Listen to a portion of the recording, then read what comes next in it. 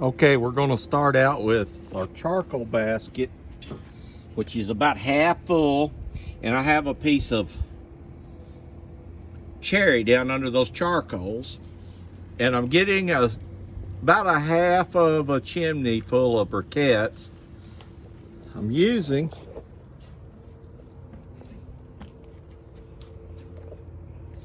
good old trusty B&B charcoal briquettes. If you haven't used them, use them. They're really good briquettes, and they work good. All right, what we're going to do now is we're going to take this canola oil non-stick spray, and we're just going to go through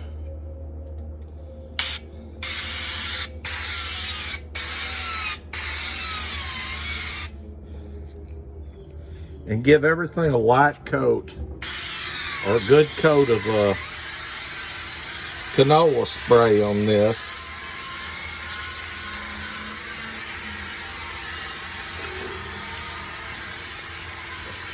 It won't hurt to give it too much. You're not going to give it too much. Be sure and get the lid.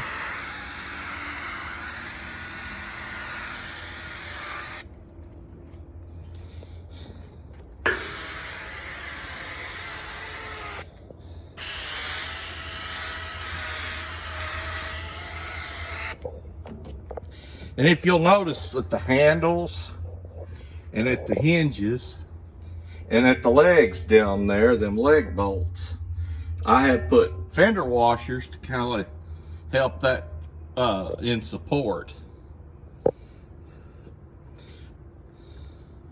Once I get the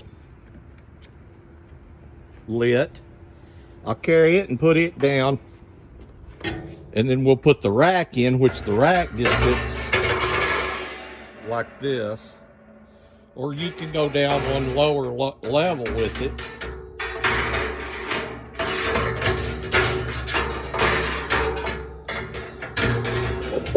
You got to kind of fish through the... Actually, I should have took it out from the back, because you got to fish around the temperature probe. But I'm going to cook it right like that, and I'll go ahead and give it a shot of canola oil. That'll season it up too. But I think we're just waiting on the charcoal now. I'll be back. All right, once you got your charcoal on fire, that could stand to have just a little bit longer, but no, it's pretty good shape. I'm going to call that good. Take your charcoal,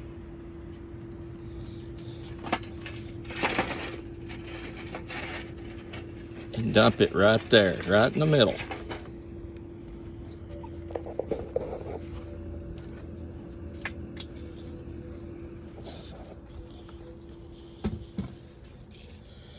It really helps if you got your little post there, because that gets a little warm.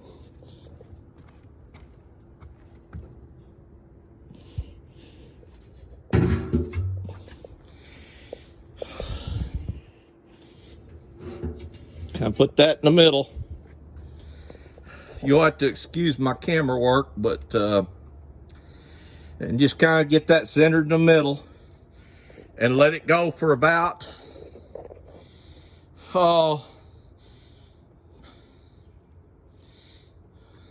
10 minutes or so, and then shut your lid. All right, we're back, and this thing's almost up to 150, and we're going to shut the lid on it.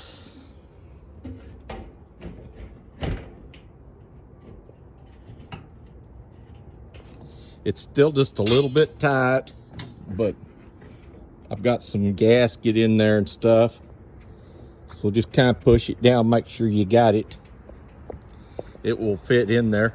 I've got the top vent open all the way up, and the bottom vents are open about a finger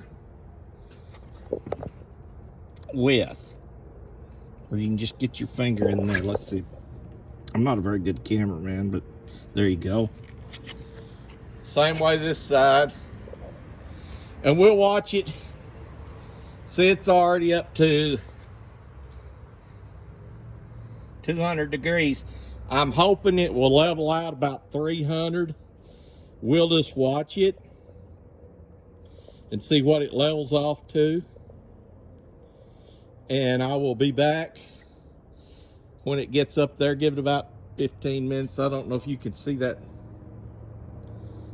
nice little smoke coming out of it, but it's a light blue smoke, and that's what you want. That thing is putting off some heat, a little bit of heat and a little bit of smoke. We're already up to 225. It takes about 15 more minutes to get to roll on up to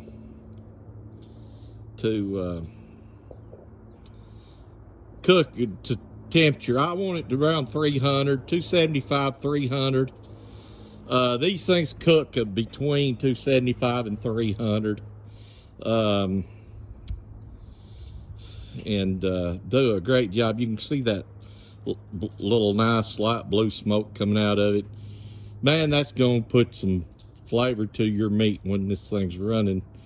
When it's got meat in it and it's dripping down on your coals, it's you're gonna see a little bit of the moisture come out, but this thing will flat cook a pork butt better than anything that I have come across.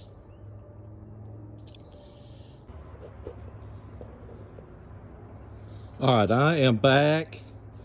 I had to close this down just a little bit on the top vent.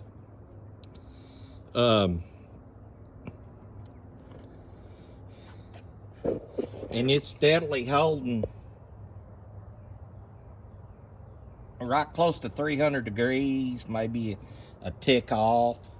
It'll sit there and stay there for hours as long as you don't put the lid. This is going a little higher. If you had meat, it would be this probe is a little higher, and I'll show you here in a minute the difference. As you move up in this smoker toward the top, it gets hotter. So this probe here is another 3-4 inches higher than this one right here, which is reading right around 300 degrees, a little shy of 300. What is that? 290.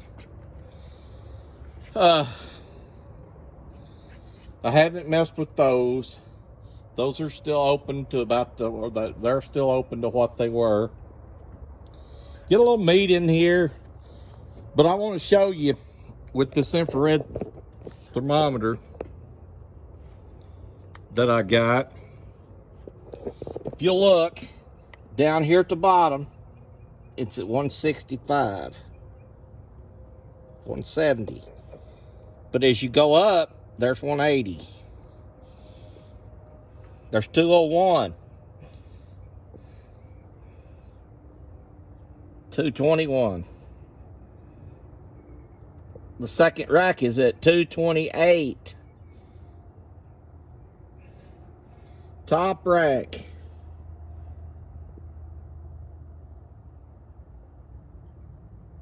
$229. You get up here to the top and you're at 234.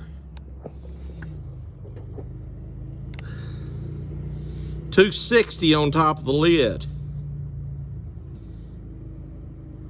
269. But that's the way these things burn. As long as you don't leave that lid open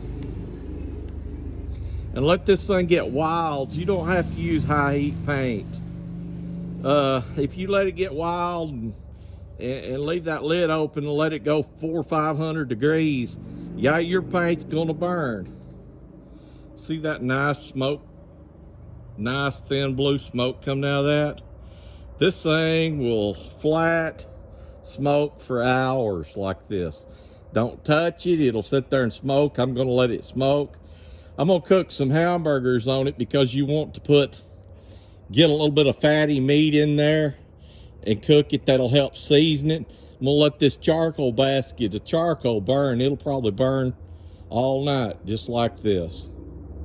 You can turn it down and shut it down if you want to go slower, but I want to go about 300 right now and get a good solid season on it.